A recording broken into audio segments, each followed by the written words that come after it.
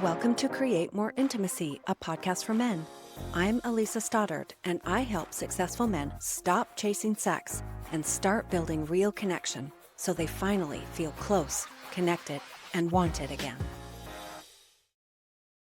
Today, we're going to talk about something that most men never stop to question.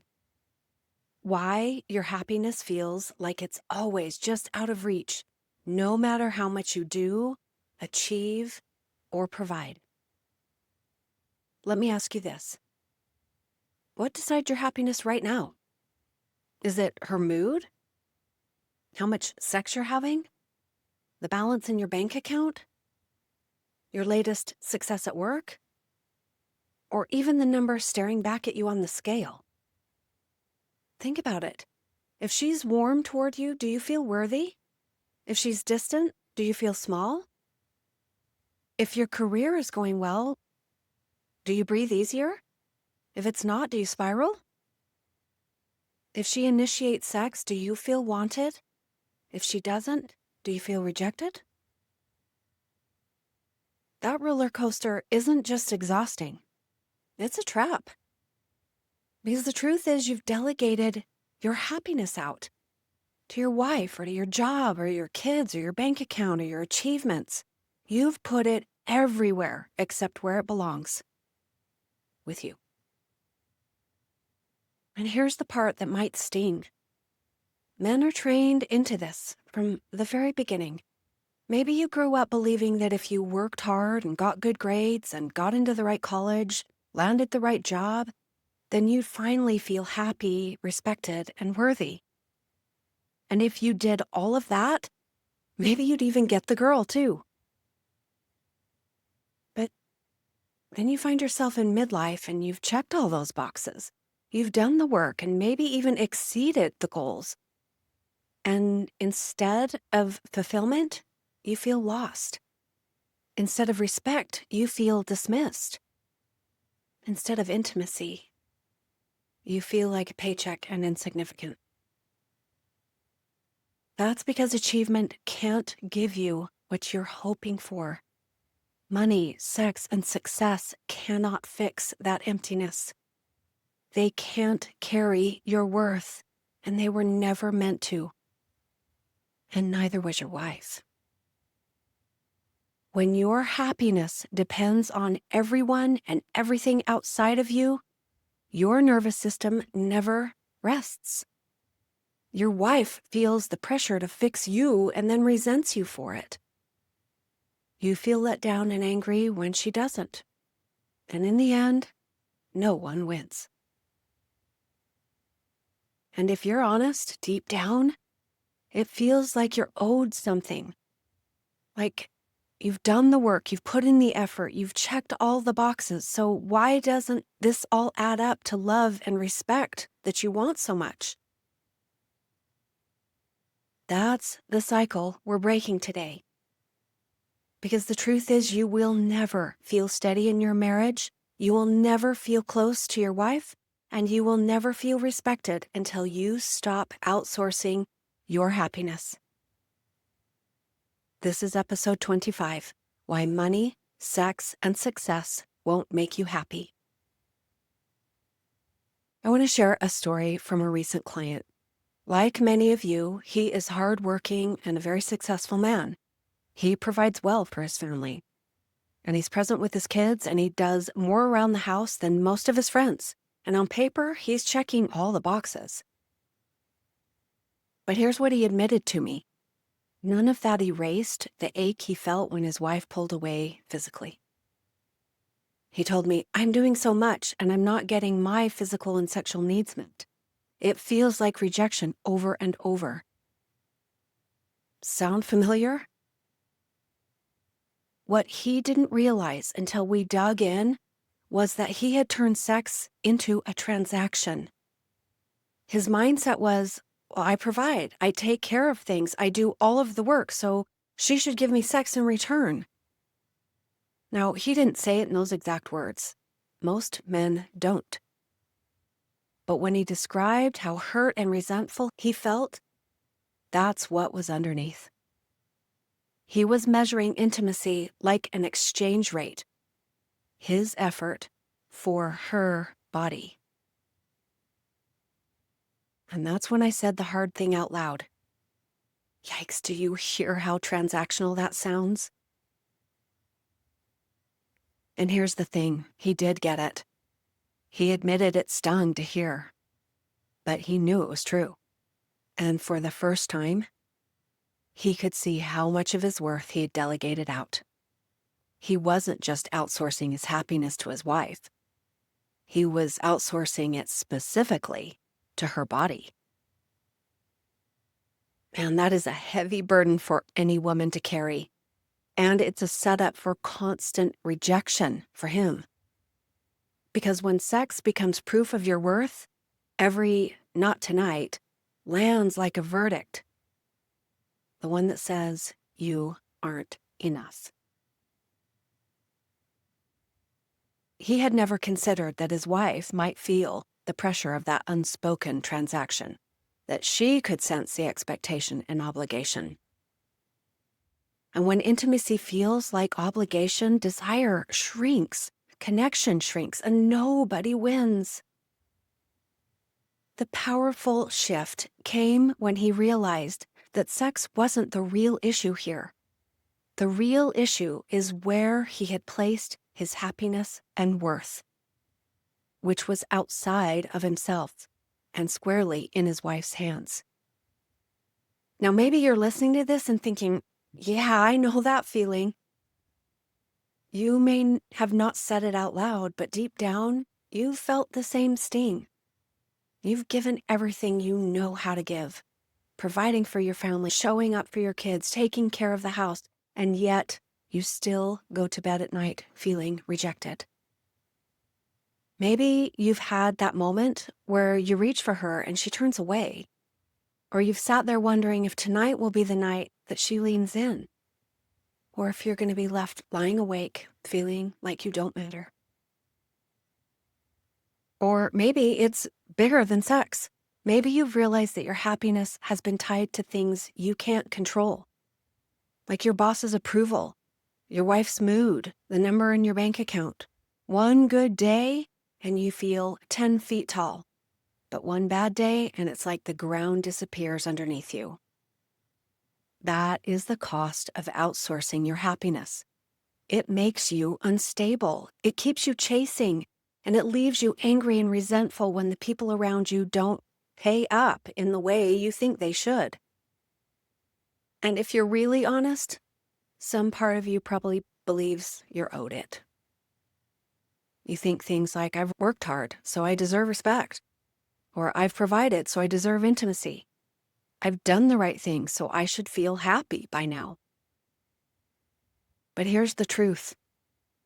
Life doesn't work like a vending machine, and you don't put in effort, pull a lever, and get love, respect, and intimacy on demand.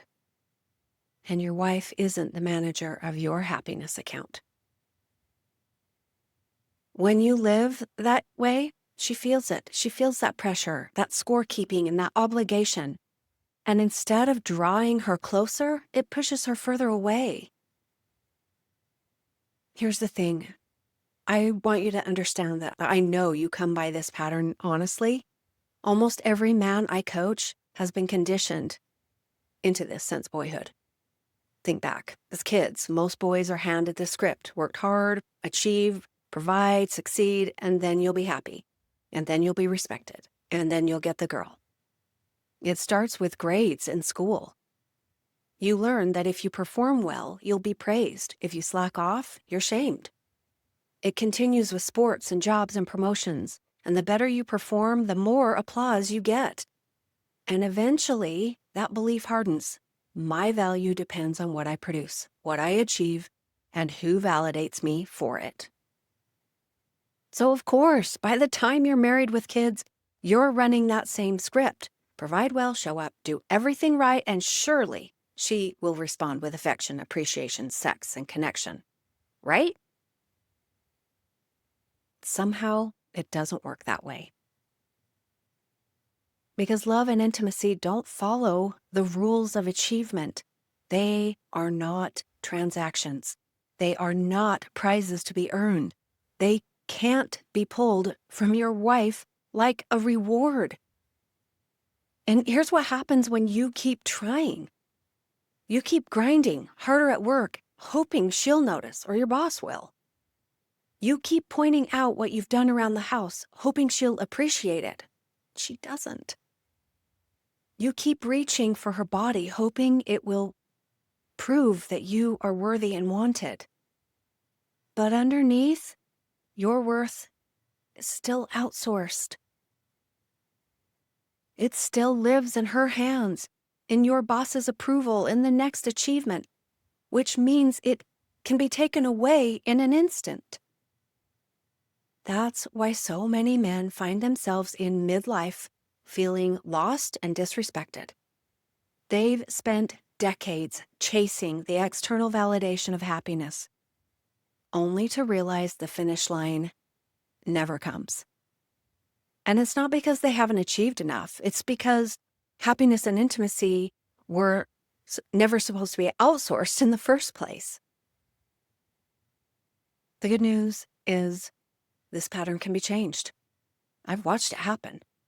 When men stop delegating their happiness, when they learn how to hold their own worth, everything shifts. They become steadier. Their wives feel safer. Intimacy starts to grow again. Because when a man no longer comes to his wife like a customer demanding service, but as a partner offering connection, the whole atmosphere of the marriage changes. When a man keeps outsourcing his happiness, the marriage starts to bend under the weight of it. At first, it may not even be obvious. You're just going about your life, showing up, doing what you do. But underneath, she can feel the unspoken pressure that her smile, her touch, her mood has the power to make or break your day. It shifts her role from partner to regulator. Instead of being able to show up authentically, she starts to wonder, if I don't meet his needs, will he spiral? Will he sulk? Will he pull away? Will he get angry? And it's a subtle shift, but it changes the air in your home. I talked about this back in episode 22. Go back and listen to that one if you haven't. In that episode, I talked about men leaning on their wives as their main source of entertainment, as their way to avoid boredom or loneliness. This is a close cousin to that. When your wife becomes the keeper of your happiness, she feels that same pressure, the weight of being your everything. And no one can thrive under those conditions. Here's how it usually plays out. At first, she might try to bridge the gap. She might be more affectionate, put in extra energy into the relationship, or even give in when she doesn't feel like it. But she's already stretched thin. She has her own work, the kids, family demands, her own emotions and needs to consider. And carrying yours on top of all of that quickly becomes too much. Over time, she starts to pull back, and it isn't because she doesn't care. It's because she's exhausted by that expectation. You notice the distance and react, and maybe you get angry. Maybe you retreat into work or hobbies or just silence. Maybe you start keeping score. The cycle deepens. She feels more pressure, you feel more rejected, and intimacy shrinks. This is the quiet unraveling so many men describe when they come to me. They're not just complaining about the lack of sex or affection. They're describing what it feels like when the marriage can't carry the burden of their very own worth anymore. And here's the part that hurts. The very effort you thought would hold the relationship together, that providing, showing up, doing the work part, that can turn into fuel for disconnection when it's tangled up with the expectation that she should make you happy in return. So, what happens when a man stops outsourcing his happiness then? I've seen it again and again in the men I coach. The entire atmosphere of the marriage shifts. And it isn't because the wife suddenly changes, it's because he does. Instead of walking in the door scanning her mood to decide whether tonight will be a good one or a bad one, he walks in steady and grounded, and he knows who he is before she even says a word. Instead of lying awake wondering if she'll roll toward him or away, she's able to rest in his own sense of worth. Her choices don't define him anymore. And here's what usually happens when that shift takes place.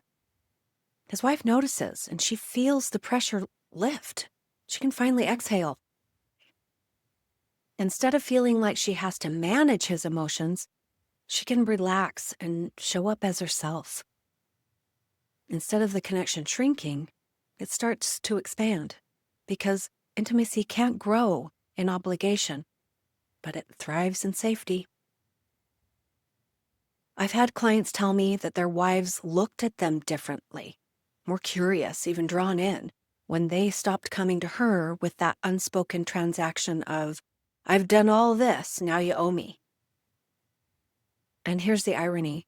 When men stop chasing validation, they actually get more of what they wanted all along. More warmth, more respect, more connection. But this time, it's not because they demanded it. It's because they created the safety where it could grow. This is the difference between walking around resentful, waiting for someone else to make you happy, and showing up already full, already clear, and already grounded. One drains the marriage, the other one makes it magnetic. So let me ask you, where are you delegating your happiness? Is it in your wife's mood, her affection, the number on your paycheck, or the number on the scale? Is it in the way your boss speaks to you, or whether your kids notice all that you do for them? Think about how many times in just a single week your sense of worth rises or falls with things outside of you. She smiles, you feel wanted. She pulls away, you feel small. Work goes well, you breathe easier. Work hits a snag and you spiral. The whole rhythm of your life is set to everyone else's tune. That isn't happiness, that's dependency, and man, is it exhausting. And there's a cost. Every time you outsource your happiness, you give away your power. You give the reins of your life to someone else. You set your wife up to carry a job she never signed up for, and you set yourself up for resentment. You might think this only shows up in the bedroom or in your arguments, but I promise you, it seeps into everything. It's in the way you walk through the door at night, scanning her mood before you even say hello. It's in the way you drop subtle hints about what you've done, hoping she'll notice, appreciate, and reward you. It's in the way you second-guess yourself after a fight, wondering if you're ever going to be enough for her. And maybe the hardest truth of all is this. You've been sold a story since you were young, that if you worked hard, achieved enough, and provided well, stayed in shape, then you would earn love, respect, and happiness. You did all that. You kept your side of the bargain. And yet, here we are, feeling empty, feeling disrespected, and feeling rejected. That isn't because you're broken. It's because that story is untrue. Happiness was never meant to be outsourced. Intimacy was never meant to be a transaction. Your wife was never meant to carry the burden of proving your worth. So here's my challenge to you. Don't rush past this episode. It's uncomfortable, but sit with it. Notice where you've been outsourcing your happiness. Notice the ways you've been keeping score. Notice the subtle expectations that leak out when you interact with your wife. And then ask yourself, what would it look like if I didn't delegate out my happiness anymore? If I walked into the room already grounded, what would that be like? What if I stopped waiting for her to prove my worth and started owning it for myself? that's where real intimacy begins. Not in demanding more, not in achieving more, not in keeping score, but in becoming the kind of man who no longer hands his happiness away like loose change. Because the truth is, your wife can love you deeply, but she can never be the keeper of your worth. That part is yours alone. Take care. We'll see you next time. Thanks for being here. If something in this episode hit home, don't forget to subscribe and leave a review. It helps more men find the support they need. And if you are ready to get help or take the next step, you'll find the link to book a free call in the show notes. I'll see you next time.